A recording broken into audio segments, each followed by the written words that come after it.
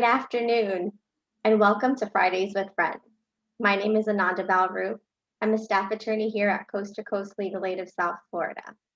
Today, I'm here with Michael Hotelling from Smith Community Mental Health. Thank you for joining us today. Thank you for inviting me. Can you tell everyone a little bit about yourself and your role at Smith Community Mental Health? Sure. I started my career as a program therapist up in New Jersey at the Jersey City Medical Center, where I was a therapist in a small program for 2 years. And then I kind of worked my way up and I became the director of adult services at that community mental health center. And in 2004, I moved to Florida and joined Smith Community Mental Health, where I've been ever since as the outpatient director.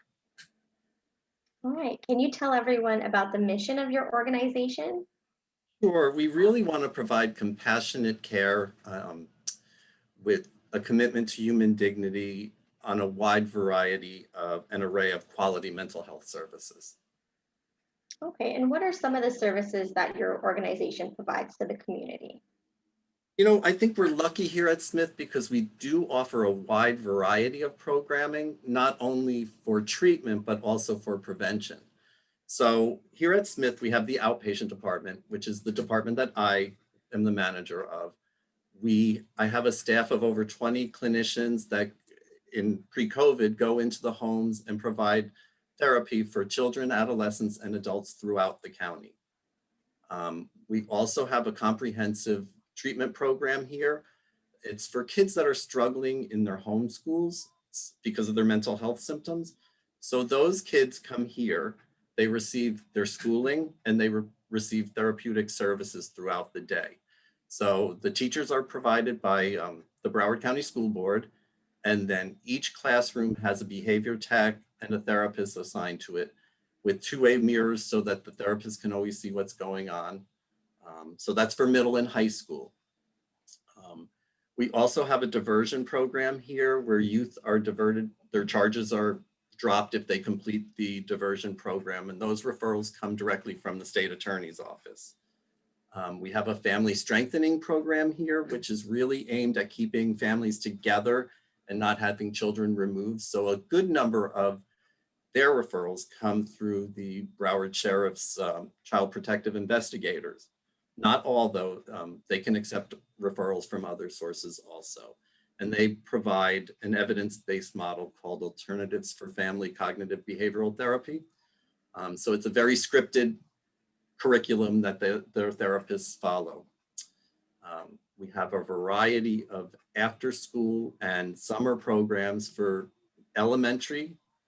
And then there's another program that's for middle and high school students. We have a weekend respite program for kids whose families really need a break and can't get things done because of the child's mental health symptoms. Those families can schedule with the manager of that department, and they're open on Saturdays from 9 to 5. So the family gets a little break where they can get some things done. And we have a supported employment program here also, where during the school year, the youth learn employability skills, and then we find them jobs and pay them for the summer. And they have job coaches that go to the sites and see the kids. Our after school and summer programs are considered prevention. So there's really, while there is a therapist in those programs, it is more of a way to prevent the illness from happening. And then we have doctor services. We have a psychiatrist, 2 psychiatrists and a nurse practitioner on site that will see clients for medication management appointments. All of those services are so remarkable. So how would someone apply for services at your organization?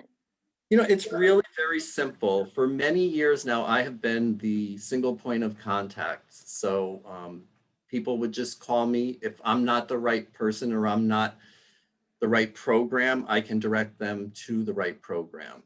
So they either call me or my assistant, Arlene Ramirez, and her phone number is the same as mine, 954-321-2296. My extension is 219, hers is 220.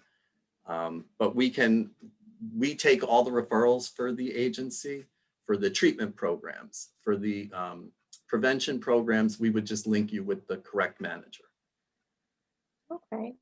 And what are some of the requirements that for someone to qualify for services with your organization? For the treatment programs, Medicaid is our primary funder, but we also have funds available for youth and adults who have no insurance. Um, Obviously, for treatment, they would have to have a mental health diagnosis, but they don't have to come into us with a mental health diagnosis. We would do an assessment to see if they would qualify for services. Okay. And we do treat all diagnoses from adjustment disorders, right through schizophrenia and bipolar, so everything in between. Okay.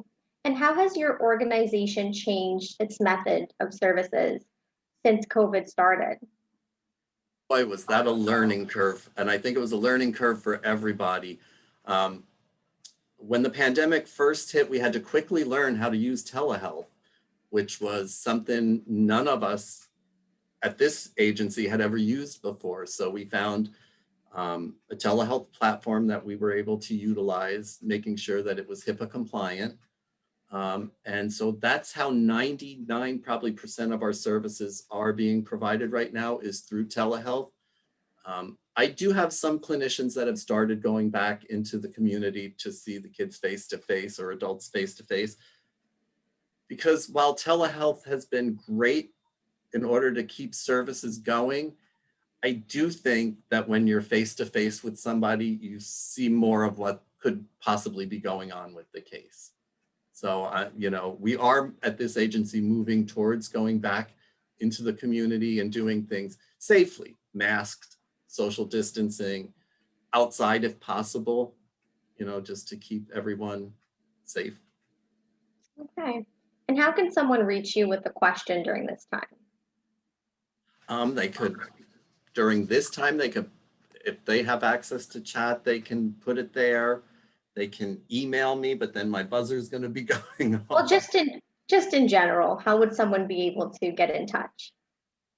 Either by my email, which is my name, but it's michael.hotelling@smithcmh.com, or they could call me at 954-321-2296, extension 219.